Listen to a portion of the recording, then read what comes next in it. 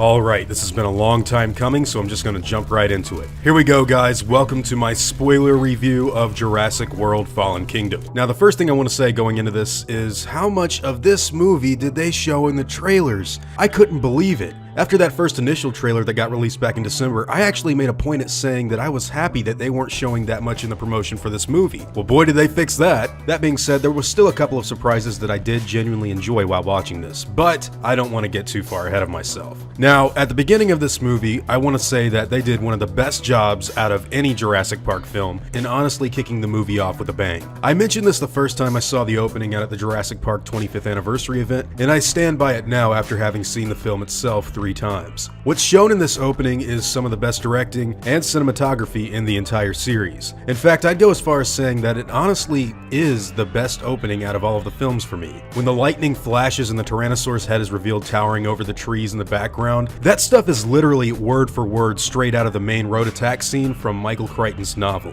The build and Giacchino's score to when the Rex actually attacks, and the big moment it chomps down on the ladder of the helicopter, all of that stuff is great too. And that particular moment where the Rex actually pulls the chopper down is a scene that was lifted from the storyboards of the original Jurassic Park film that was going to be the first movie's ending. And they utilized it quite well here, and I thought it was really fun. Another thing I want to mention is the subtle odd biblical thing that they did with this genetically engineered Indominus Rex that I haven't seen anyone else talking about, and that's the fact that the mercenaries actually take a piece of rib from this female hybrid in order to create the Indoraptor, which we know is a male, thanks to Dr. Wu calling it a he. And that's not the only time an Adam and Eve comparison is made in this movie either. There is actually one far later in the story as well. After this, we get that awesome line from Ian Malcolm who states that change is like death. You never know what it looks like until you're standing at the gates. Again, this being a quote that was lifted from Michael Crichton, which is the similar, all major changes are like death. You can't see the other side until you're there. Malcolm's role in the movie, while small, was quite enjoyable to me, and it honestly felt similar to how they utilized Richard Attenborough in The Lost World. This is played directly before we go out to meet up with Claire Dearing, who has had a very Sarah Connor-like transformation between this film and the last, and it actually does get explored towards the end with an important decision that she makes. One of the things that I will say bugged me a little during my third viewing of the film was the way in which Zia and Franklin explain what their jobs are allowed to the audience in a couple quick lines of dialogue. I had no problem with it initially, but now I will say that it feels rather unnecessary.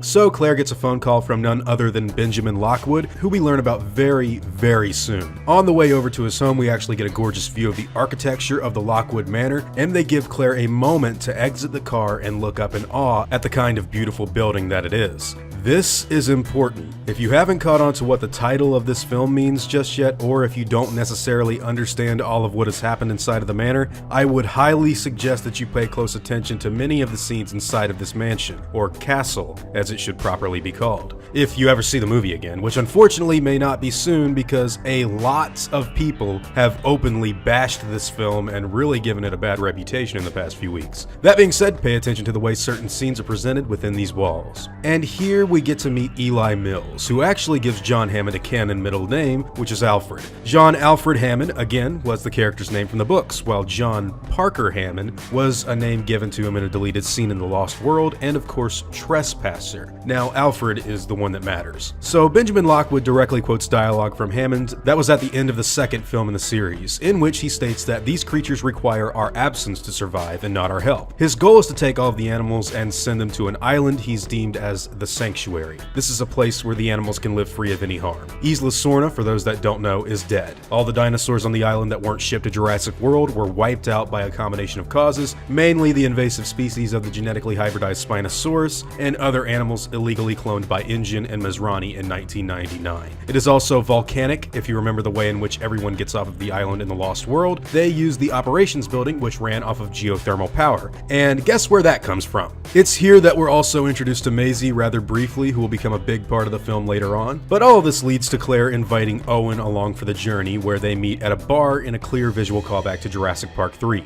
We learn that Owen and Claire didn't work out for some kind of understandable reasons as far as both of these characters go, and we even get some insight into how he feels about Blue. And Owen just doesn't care. He's really going to just leave her to die on the island, and I'm not gonna lie, I kind of like that about the script. He's kind of a loner until Claire comes back, and when she does, it makes him really address some of the the issues he's had with himself in leaving behind all of what he used to do. He doesn't work at Jurassic World anymore, he's no longer involved with Claire, and he's honestly just doing his own thing out here, free of any of these problems. Of course, he changes his mind, and we get to go to the island to go rescue some dinosaurs. Ken Wheatley is introduced around this point, and they set him up as if he's going to be some kind of cool new version of Roland, but he definitely is not. Wheatley is later revealed to be more akin to Dieter Stark in this film, and it would have been an awesome surprise had it not been for the trailers completely showing that in the later stages of marketing. Now, when they initially tranquilize Blue and then subsequently tranquilize Owen, I actually really got excited, because for the first time ever in a Jurassic movie, I actually felt like the films were evolving far beyond what they've been recycling for the last couple of decades. And when Ken blew on Owen and he dropped to the ground, I got a very Indiana Jones style vibe from that sort of interaction, and being a massive fan of Spielberg and those movies, I really gotta say I enjoyed it. This leads into the pretty funny scene in which Chris Pratt has to wriggle himself to safety from some incoming lava, which I thought was really great. Not gonna lie, it caught me off guard the first time I saw it, and I was worried I wouldn't enjoy it, but it really worked out quite well, and I think a lot of that has to do with just how damn great Pratt is at being funny. He's an extremely good comedic actor. From here, we get the big eruption and that epic wide shot that we saw in the trailers, and then of course the tumble from the cliff. Now, this particular scene is one of the most excellently directed moments of the series. That whole underwater sequence in which Chris Pratt has to dive down and attempt to get Claire and Franklin out, and you see all these different dinosaurs in the background swimming away, and real water is going up to Bryce Dallas Howard and Justice Smith's faces. All of that is one shot.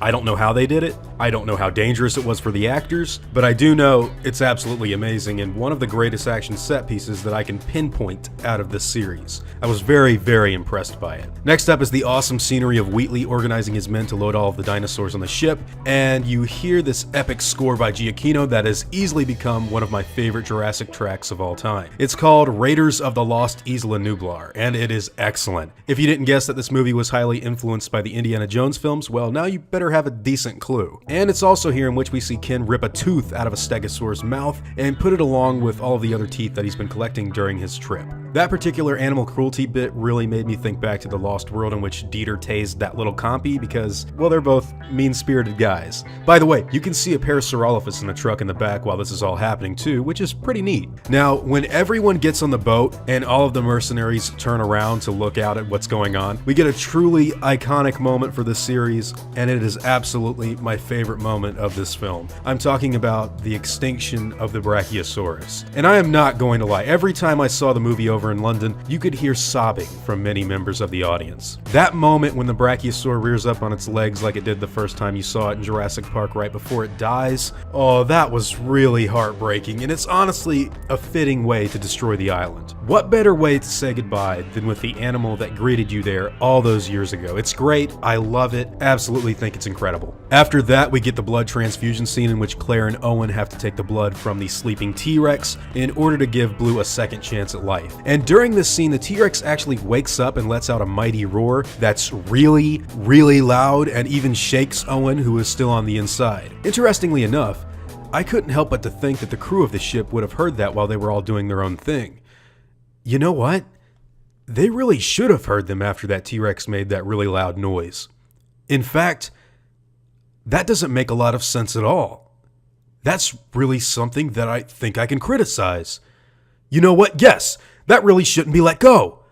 Although, I am remembering something similar in another Jurassic Park movie. Wasn't there something that didn't make sense with a human character and one of the dinosaurs in an earlier film? I think it had something to do with Nedry hitting his... Oh yeah!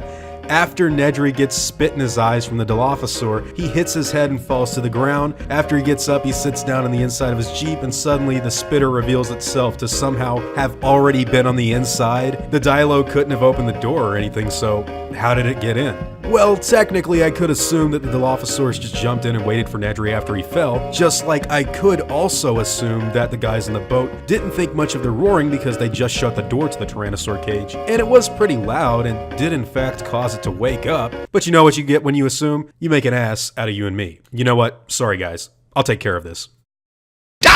Alright, so after that we get to go back to the Lockwood Manor and meet up with Gunnar Eversaw, Eli Mills, and eventually the wildcard geneticist Dr. Henry Wu. We also learn that Blue is a velociraptor from a different birth group than the other raptors. Delta being a raptor who is obviously more along the lines of velociraptors from previous movies, and Blue being a different version that appears to be far more empathetic and kind of docile at times. This is another idea taken directly from Michael Crichton's original novel, in which Wu had cloned several dinosaurs that were all actually different versions of previously created organisms. For example, the T-Rexes in the first book are actually version 4.1, and the raptors are on version 3. Changes, or improvements as Wu would probably call them, are made in subsequent renditions of the species. Wu even uses the term iteration in his dialogue with Mills when referring to the development of the Indoraptor, which is another nod to the book. Speaking of the Indoraptor, it's right around now that we see this creature locked away in a big cage underneath the mansion. The well-shot imagery of its outstretched arm reaching to grab Maisie being our first real look. Again, the way in which these scenes inside of the mansion are shot are pretty important and something that you should really pay attention to if you want to fully understand everything going on within the movie. Now, when Claire and Owen wake up on the ship, we're told that the mercenaries are unloading the boat, and all of the animals are en route to be put in the underground prison that is the Lockwood Manor. This brings us back to the inside of the castle, in which Mills is kneeling before Lockwood next to a lit fire. Maisie has alerted the house owner as to what Eli has been up to, which causes him to reprimand his most trusted ally and inform him that he is to call the police and turn himself in. This, of course, leads to Benjamin Lockwood's death, in which Mills has the truly awesome line of, "You know, John Hammond was right. It was an unholy thing that you did. I'm not the only one guilty here." And after smothering him to death, Lockwood's amber cane falls to the floor, shattering in the process, leaving Mills as the head of the house and overseer of the Lockwood estate. If you didn't pick up on this in your viewing of the latest Jurassic World, I'll go ahead and fill you in. Fallen Kingdom is a name that has a few different meanings. The first of which most will probably say is about the fall of Isla Nublar and the destruction of the dinosaur kingdom. Others will also say that it's about the fall of man's dominion and the reinstitution of these ancient species as a major player in the world's ecosystem. In truth, the Lockwood Manor, or castle as it should really be called, is the real Fallen Kingdom. Lockwood was the king and the ruler of this elaborate fortress. Mills was his trusted aide, knight, whatever. He was the guy that was second in command. Maisie, someone of royal blood to the Lockwood estate, is obviously the princess, and the Indoraptor, which is housed in an underground cage, a dungeon of sorts, is the dragon. Mills turns out to be someone far more nefarious than any previous Jurassic villain in the franchise, and as such has a lot more crazy stuff to do before this movie is over. As of now, the king is dead. Long live the king. And as soon as this transition of power is carried out, the invaders, or hyenas if you've seen The Lion King, begin to storm the place. Here is everyone who's come to buy all of the dinosaurs that are about to go up for auction. Maisie discovers her grandfather dead in his room, and upon Mills' own discovery, he calls in her nanny Iris to make the business owners passing public. He also goes out of his way to relieve Iris of her care over Maisie, and actually tells her that he is her rightful guardian now, and as such, will take care of her by himself. After being discovered by Wheatley, Owen and Claire are thrown in the dungeon and orchestrate a nice little breakout with the Stygimoloch. While the auctioning is going on, we see Ankylosaurus, Allosaurus, and Baryonyx all being sold off to these weapons dealers. Around this point, they introduce the prototype Indoraptor to their bidders, and actually put it up for auction as well. This upsets Wu, who really feels as if his creation has yet to be completed and doesn't want it out in the world just yet. His major fear seems to be of others taking his research and capitalizing off of it the same way Eli is doing now. Mills, it turns out, only cares about one thing, which is higher profits, and he decides to sell the Indoraptor despite Wu's displeasure. The Stiggy breaks up the party, and Owen lays the smackdown on a lot of these guys during an epic tracking shot that really feels like it could have been plucked out of The Last Crusade. Finally, this leads into Wheatley's epic scene with the Indoraptor. Now, Ken is only interested in his bonus during this scene and makes a point of calling out for it while the room is nearly empty. After believing that he'd tranquilized the animal, he goes inside to rip one of the teeth from the Indoraptor's mouth just so he can complete his necklace. The hybrid animal gives a small smirk during this encounter for comedic effect just before he bites into Wheatley's arm and severs it from his body. This particular death is taken straight out of the Lost World novel, and it happens to be the unlucky fate of paleontologist George Baselton, who'd entered the Rex nest quite foolishly in that book. The smile, it seems, was done to prepare kids for such an eminently violent sequence, which some would say is cartoony. In fact, a lot would call Wheatley, Gunnar, and Mills cartoony in several reviews that I'm sure you've seen. Come to think of it, they did all have a rather mustache-twirling air about them, And they are all honestly written one-dimensional with kind of a limited character development. And each villain is quite stereotypical when you think about it too. Oh my god, that's a big issue. I can't believe I gave this film an A+. Now, okay, this just has to be addressed. Although, come to think of it, wasn't there another point in a JP movie with a character like this? Something about a guy wanting money? A stereotypical caricature of a fat computer nerd that wasn't well paid? I guess he was a bit one-dimensional, but he most certainly wasn't cartoony. No, if he was, he'd be criticized as well. Although, he did have some comedic elements around the time of his death. In fact, didn't he slip down the waterfall and lose his glasses? Wasn't that right before he played peekaboo with the Dilo? Didn't he make a few one-liners with that little dino looking up at him? He couldn't be cartoony at all, though. No, all he said was, "Thought you were one of your older brothers. You're not so bad. Do I look like I have any food? Fetch the f***ing stick. I am going to run you over when I come back down." Jeez, I suck at these reviews. Well, we can't be hypocritical here. If this is a serious problem, we gotta be fair. Don't worry, I'm on it.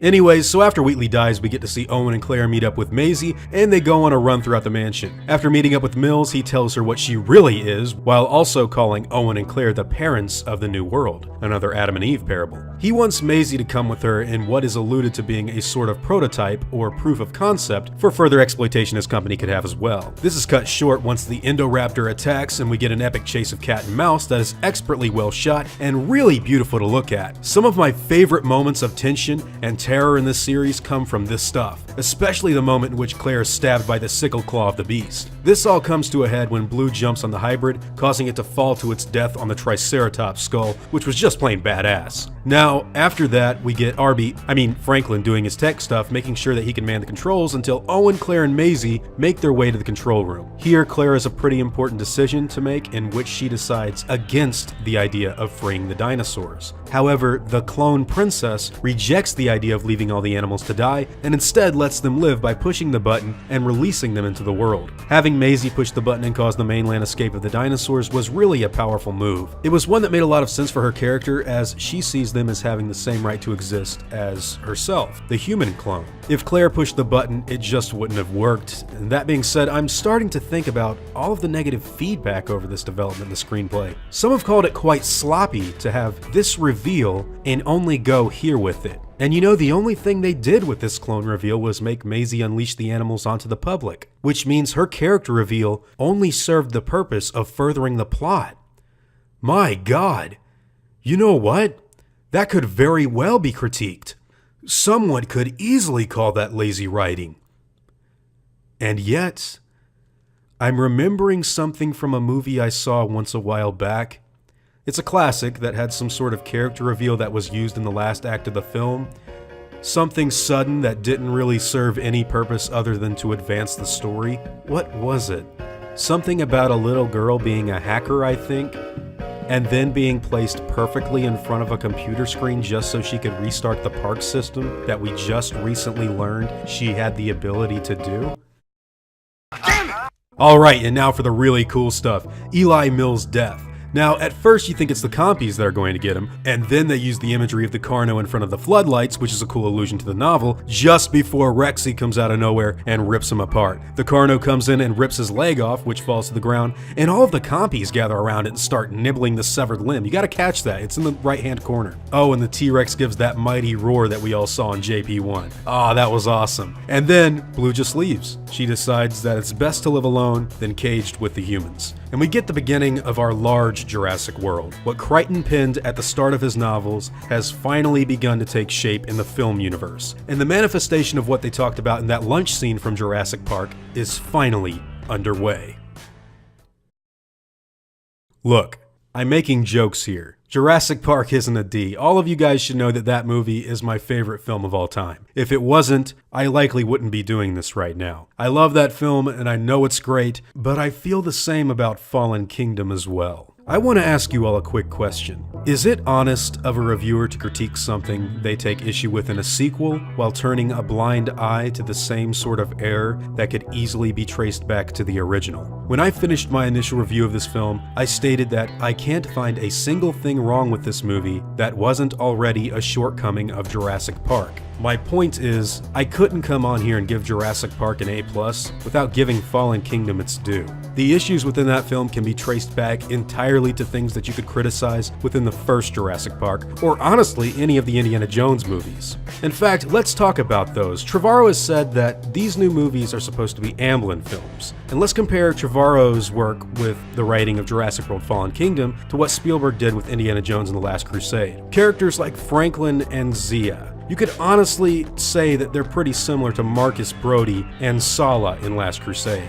Those people help with the plot in a few ways that could have been incorporated into other characters, but they weren't. And you could say that, well, it's because they're comedic relief, but if you're talking about Last Crusade, you've already got Indiana Jones. You've already got Indiana Jones's father that they do use comedically. Why do you need Sala? Why do you need Marcus Brody? Well, they're used the same way in that film that they use Zia and Franklin in this. Is Last Crusade lacking in something? Serious question. And with all of that being said, I'm not the only one that thinks this highly of the film. There have been quite a few who've agreed with much of what I said here. Now, if you look at the negative response for this film, or the positive response for Jurassic Park for that matter, a lot of it is copy and pasted, as if it came from one person's mouth and was immediately downloaded into everyone else's subconscious. And again, this is no disrespect, every opinion is always valued here. But at a certain point in time, I do believe some of this to be rather hypocritical. In fact, I'll just leave you with this. Human beings never think for themselves. They find it too uncomfortable. For the most part, members of our species simply repeat what they're told and become upset when they're exposed to any different view. The characteristic human trait is not awareness, but conformity. We are stubborn, self-destructive conformists. Any other view of our species is just a self-congratulatory illusion. Michael Crichton. That being said, I am going to change my grade. I've just got to be honest. That dialogue between Franklin and Zia at the beginning was just too much. You get an A. Now before I go, I want to thank my game wardens, as well as all of my engine executives. I'd also like to thank my park workers and engine hunters as well. It means the world to me that you guys enjoy what I do so much, and I seriously am eternally grateful for every ounce of support that you've shown me. I could never say thank you enough. Now, I'd like to thank you all for watching this video, and hope that you all enjoyed today's content. If you feel like I deserve it, I'd appreciate the like, and hope that you'll consider subscribing if you're interested in hearing from me again. I'll see you all in the next video, guys. And as always, take it easy.